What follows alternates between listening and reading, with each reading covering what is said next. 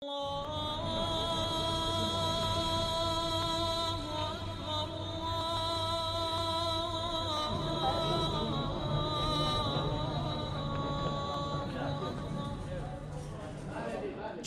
هەژارانە لە شاری سلێمانی. هەموو ڕۆژێک لە دوای نوێژی بەیانیەوە ئەم وەستایە ئیقبال لەتیف وەستای چێشتلێنان لەم خواردنگەیە خواردن ئامادە دەکات. ئەم ڕێچکەی باو باپیرانی حەفیدەکانە کە لە سەردەمی کاک ئەحمەدی شێخەوە تا ئێستا بەردەوامە.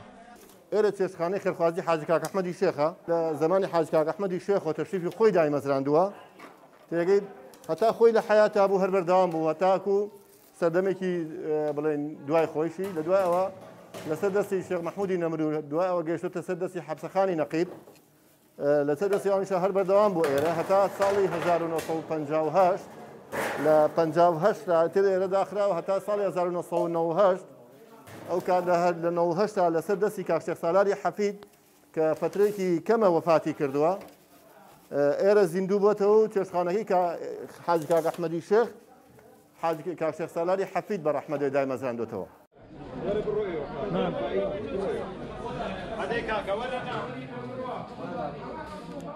بۆ تەلانەی بێلانەکان و خواردنەکان بە پیر ڕۆژەکانیش دەگۆڕێت. لەزەت و پاک و خایۆنیش لە بەرچاو گیراوە. تەمەنێک ساڵە سکی برسی تێر دەکەن و بۆ فەقیر و ڕێبوارانە.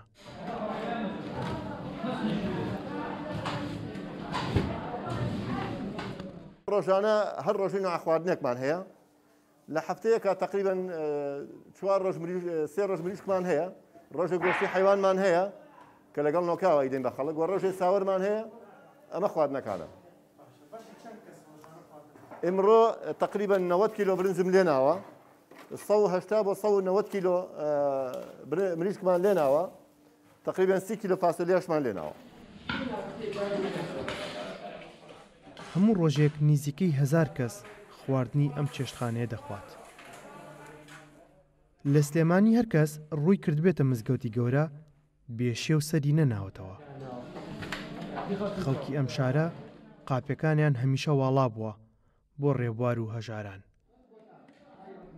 یعنی یەکێ لەو شتانەی کە من ئەزیەتی ڕۆحم بات کە یەکی عاجز بە یاکی خواردنی دەست نەکەوێت بەسکی برسووە بن بەڕاستی بۆ زۆر ناڕەحەتم. ئەحمەد ئیسماعیل گەلی کوردستان، سلێمانی.